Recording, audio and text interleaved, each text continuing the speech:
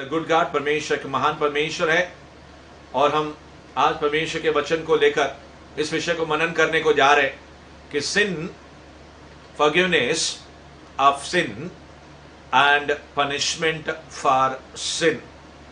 पाप की क्षमा और पाप के लिए सजा या दंड।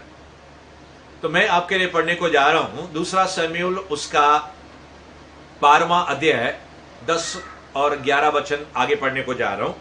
यहां पे लिखा है, इसलिए अब तलवार तेरे घर से कभी दूर न होगी, क्योंकि तूने मुझे तुच्छ जानकर हित्ती उरिय्याह की पत्नी को अपने पत्नी कर लिया है।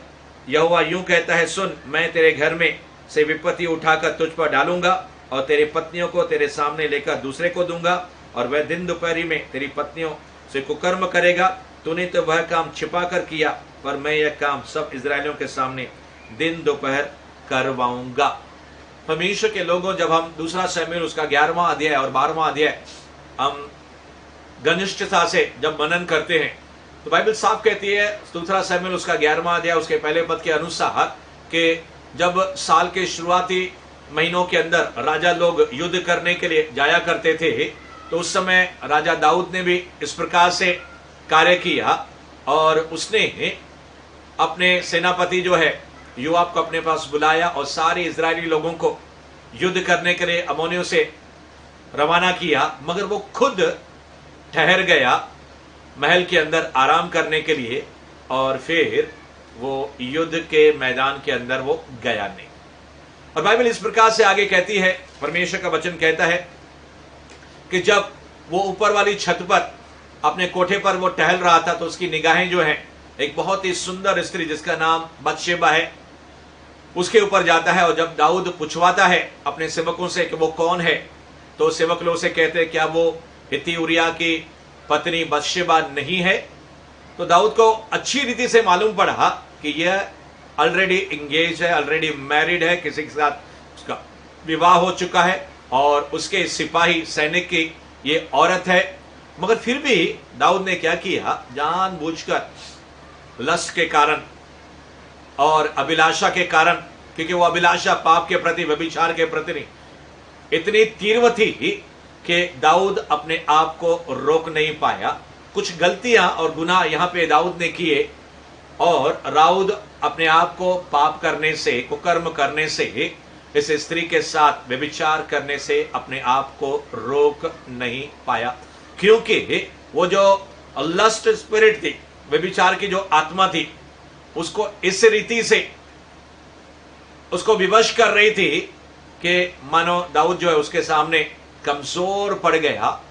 और अगर आप गौर करें, मत्ती उसका पहला अध्याय है, हम देखेंगे तो दाऊद के घराने के अंदर राहाब करके एक वेश्या उसके घराने में थी, उसके जनरेशन के अंदर, उसके पीढ़ियों के अंदर राहाब का नाम आया। दूसरा तामार, और जो यहूदा है,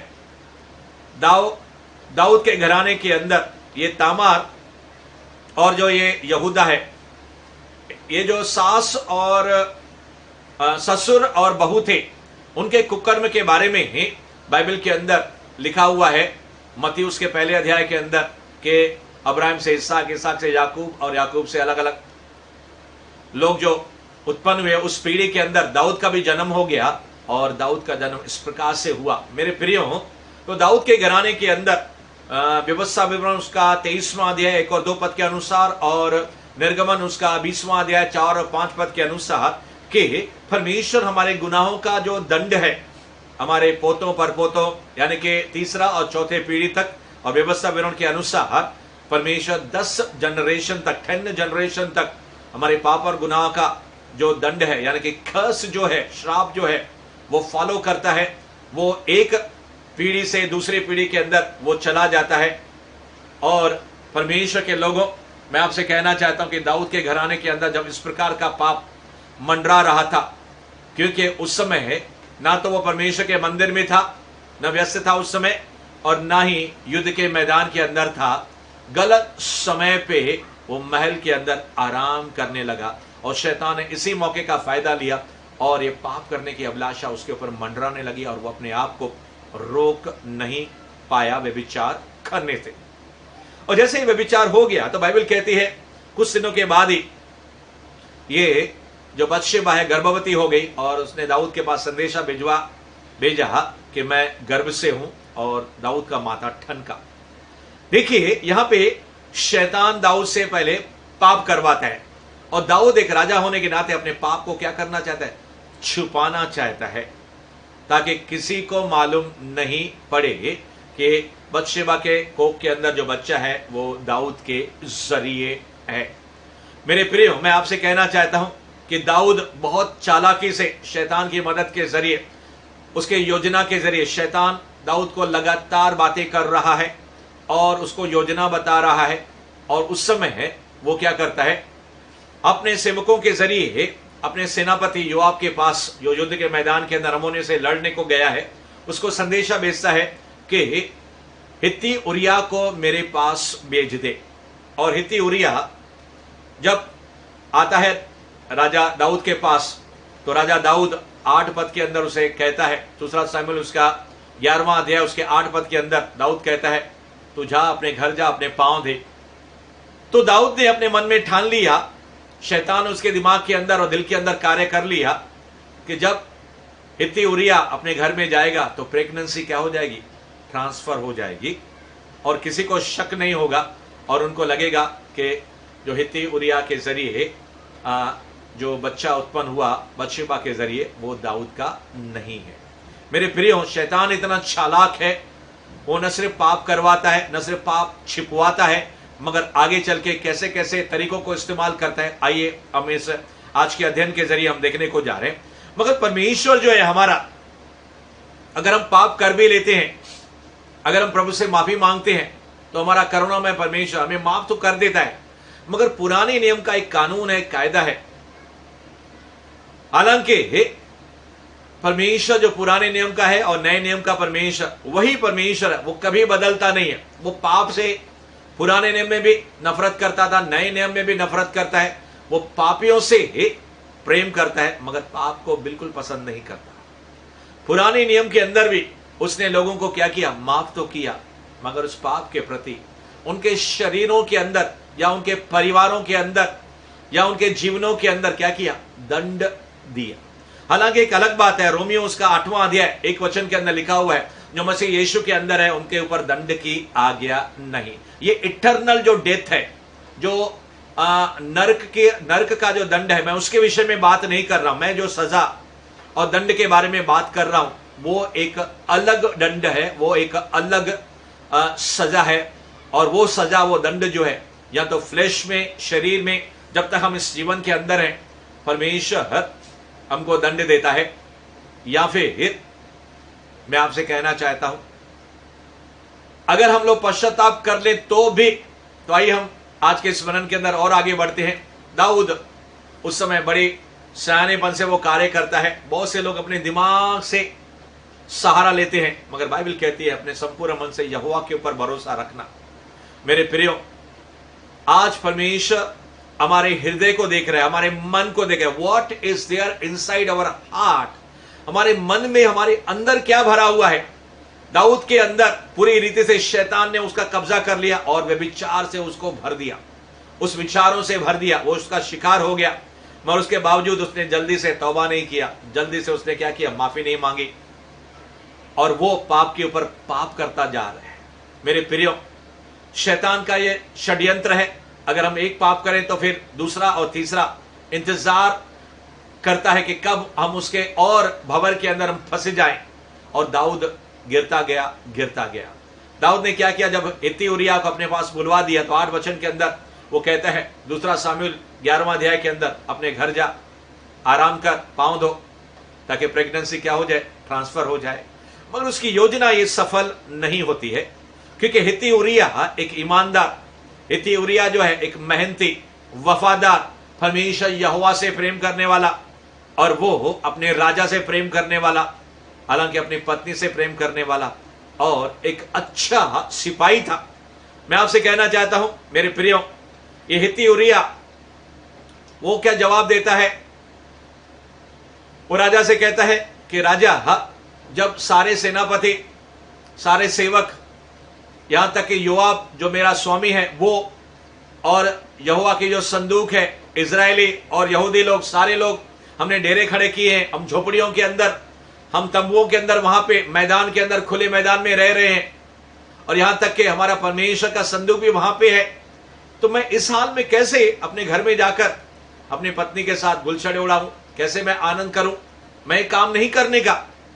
और राजा, मुझे अपने जीवन की शपथ, हे राजा, मुझे तेरे प्राणों की शपथ, मैं बिल्कुल ये कार्य नहीं करूंगा। तो राजा समझ जाता है। तो राजा उस समय उसे कहता है, ठीक है, आज के दिन और कल के दिन यहां पे रह, और फिर मैं तुझे विदा करूंगा। मगर थोड़ी देर के अंदर फिर शैतान इसके दिमाग में काम करता है, राजा दाऊद के अंदर। वो क्या करता है, पहली बार वो क्या करता है, जब उसने हित्ती उरिय्याह को पहली बार जाने के लिए अपने घर में कहा था, उसके पीछे उसने एक इनाम भी भेजा था, एक गिफ्ट भी भेजा था। अब ये दूसरी बार दूसरा प्लान करता है। क्या प्लान करता है ये? अब इसको न्योता देता है, एक इनविटेशन देता है कि तुम शाम के समय खाने के लिए क्या कर, मेरी मेज पे आ जाओ। और जब वो आता है तो बाइबल कहती है, हित्ती उरिय्याह ने राजा के साथ खाया पिया, और राजा दाऊद ने उसको क्या किया, मुझे लगता है शराब के समान ये जो दाख मधु है वो भी उसे पिलाया, और उसे क्या किया, मतवाला किया। बाइबल के अंदर लिखा है कि उसी ने उसे, यानी कि दाऊद ने उसे खाने पीने के दरमियान मतवाला कर दिया, ताकि वो नशे के अंदर क्या हो जाए, अपने घर लौट जाए, और फिर से मेरी पाप को क्या करा, मैं छुप जाऊं और मैं बच जाऊं। जब उसका ये प्लान भी कामयाब नहीं होता है, तो थर्ड प्लान ये बनाता है, क्योंकि हित्ती उरिय्याह क्या करता है, फिर राजभवन से निकलता तो है, मगर राजभवन के अंदर जो फाटक है, वहां पे जो दूसरे सेवक लोग हैं, रात को फिर वहीं पे सो जाता है, और फिर वो अपने घर नहीं जाता है। राजा दाऊद को यह भी समाचार मिलता है, और फिर उसके बाद दाऊद राजा क्या करता है, एक चिट्ठी लिखकर इसके हाथ में थमा देता है, और कहता है कि तुम अपने सेनापति योआब को दे देना। और उस चिट्ठी के अंदर लिखा था कि सबसे घनघोर, जहां पे गंभीर युद्ध है, घोर भारी जहां पे युद्ध हो रही है, उसको आगे रखना, और वहां पे उसको छोड़ के चले आना, ताकि ये घायल होकर क्या हो जाए, मर जाए। राजा दाऊद को अच्छे से मालूम था कि जैसे ही वो युद्ध के अंदर जाएगा, तो नगर के नजदीक शहरपनाह से लोग क्या करेंगे, वहां पे तीर छोड़ेंगे, और तलवार, वहां पे वीर लोग हैं, और ये घनघोर युद्ध के अंदर क्या हो जाएगा, मारा जाएगा।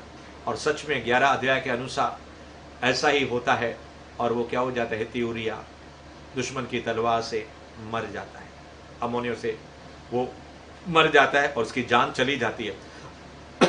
जैसे ही ये खबर उसकी पत्नी बतशेबा को पड़ती है, तो बतशेबा रोने पीटने लगती है और विलाप करने लगती है।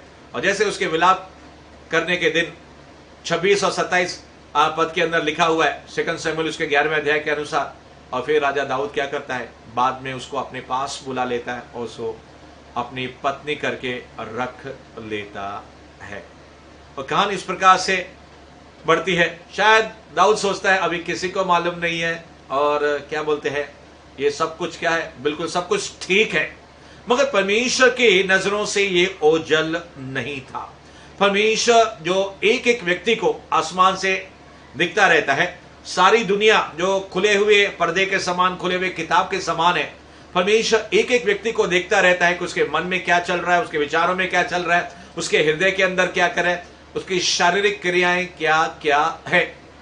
और फिर परमेश्वर जब थोड़े दिन तक परमेश्वर शांत रहता है और दाऊद पश्चाताप नहीं करता है, तो परमेश्वर क्या करता है, अपने एक नबी नातान को 12वें अध्याय के अंदर पहले पद के अंदर लिखा हुआ है कि परमेश्वर अपने नबी नातान को दाऊद के पास भेजता है, और दाऊद को एक सुंदर कहानी बताता है वो।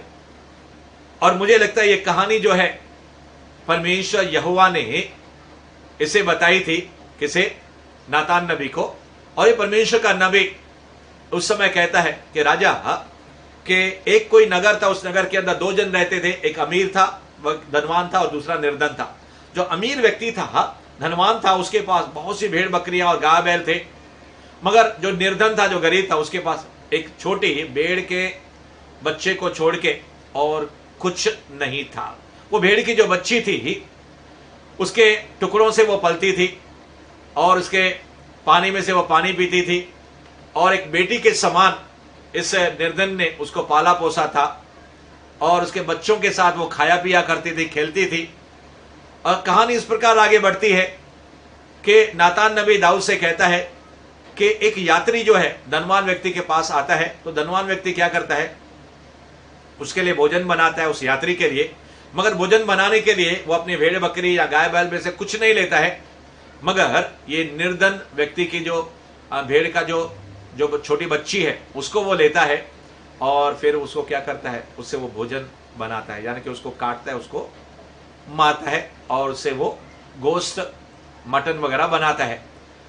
और जैसे ये बात राजा दाऊद सुनता है, उसका गुस्सा, उसका कोप भड़क उठता है और वो कहने लगता है कि जिस व्यक्ति ने कार्य किया है वो प्राण दंड के योग्य है। उसने ऐसा कार्य किया है कि उसने कुछ भी दया नहीं की है उस धनवान व्यक्ति ने इस निर्धन व्यक्ति पर, और इसे तो 4 गुना ज्यादा भेड़ का जो बच्चा है उसके प्रति उसको भर के देना होगा। और उस समय नातान नबी उसे कहता है, वो व्यक्ति जिसने पाप किया है वो खुद तू राजा तुम ही हो। और जैसे ही राजा दाऊद ये सुनता है, उसके अंदर की आंखें खुल जाती है। उस समय वो रोने लगता है, पश्चाताप करता है, अपने पापों और गुनाहों को क्या करता है, वो मान लेता है कि मैंने यहोवा के विरुद्ध क्या किया है, पाप किया है। परमेश्वर का जन प्रभु परमेश्वर यहां पे रुकता नहीं है। परमेश्वर नबी के जरिए उसे और कहता है 12वें अध्याय के अंदर कि दाऊद ध्यान रख, तू तो पहले चरवाहा था, मगर मैंने तुझे क्या किया, राजा बनाया। मैंने शाऊल से राज्य लेकर मैंने तुझे उसका राज्य दिया, उसके घराने के अंदर, उसके कुटुंब के अंदर जो लोग भी नौकर चाकर जो कुछ भी था सब कुछ मैंने तुझे दे दिया। तो कि ये सब क्या कमी थी? अगर तू मुझसे मांगता तो मैं तुझे और कुछ नहीं देता था। और तूने क्या किया, हित्ती उरिया की पत्नी के साथ ये गलत कार्य करके, ये व्यभिचार करके तूने क्या किया है, मुझे तुच्छ जाना है। और तूने उसको क्या कर दिया, पत्नी भी करके रख लिया है।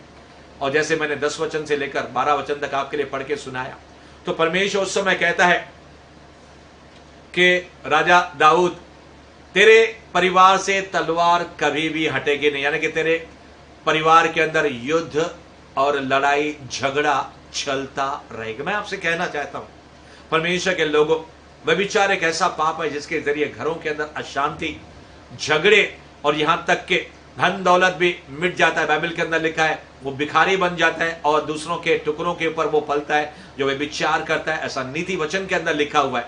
और यहां तक कि परमेश्वर ने उससे कह दिया कि तेरे घर के अंदर लड़ाई झगड़े होते रहेंगे, और तूने जो काम ये छिप के किया है और छिपाने की तूने कोशिश की है, मगर तेरे परिवार के अंदर खुल्लम खुल्ला ये होगा।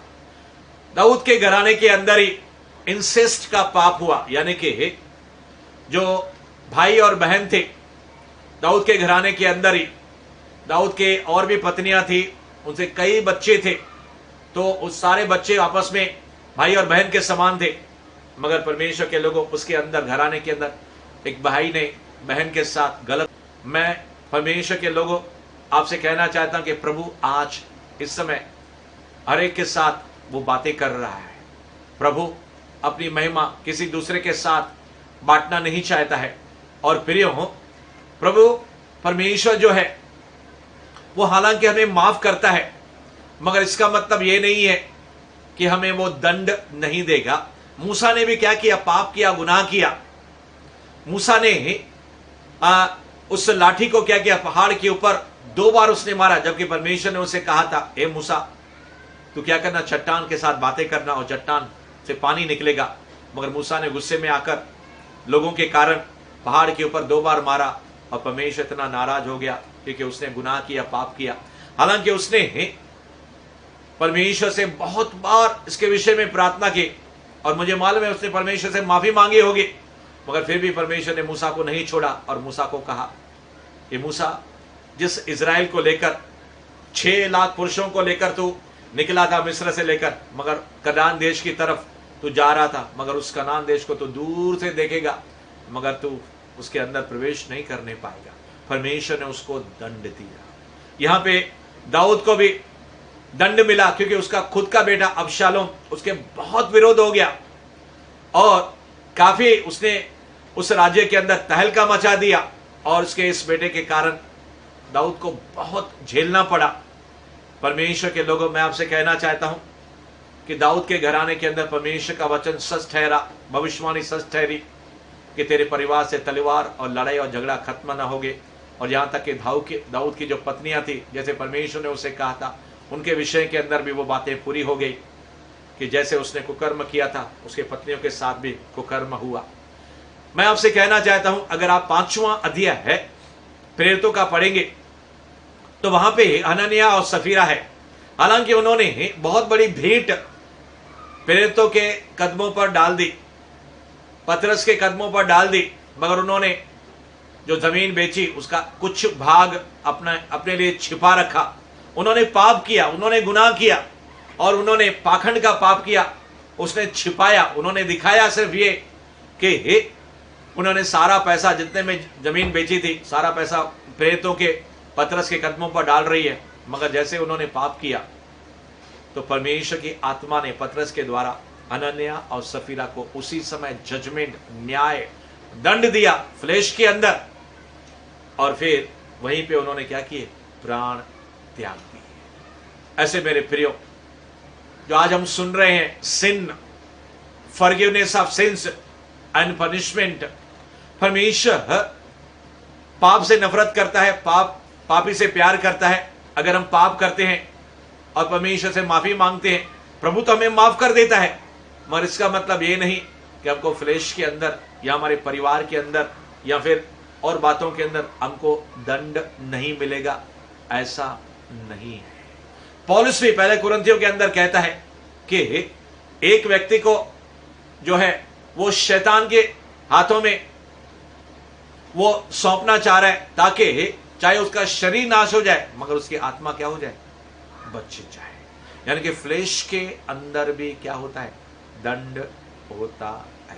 पहला कुरिन्थियों उसका 11वां अध्याय अगर हम लोग आगे देखेंगे तो वहां पे भी परमेश्वर का जन पौलुस जब रिवलेशन, प्रकटीकरण के जरिए उन वचनों को लिखता है, प्रभु भोज के वचनों के बारे में, तो हमें अपने आप को जांचने के बारे में वो कहता है। वो कहता है अपने आप को जांचो। मेरे प्रियो, आज आप और मैं, हम अपने आप को जांचेंगे और आज आप और मैं परमेश्वर के सामने नम्र हो जाएंगे, परमेश्वर के सामने दीन हो जाएंगे और फिर हम परमेश्वर के निकट आकर प्रभु से अपने पापों और गुनाहों के लिए हम माफी मांगेंगे और परमेश्वर से कहेंगे कि प्रभु तू मेरे अंदर अपनी आत्मा को दे। सारा आदर, सारी महिमा हम परमेश्वर को देते हैं और ये प्रार्थना यीशु के नाम में मांगते हैं। आमीन एंड आमीन।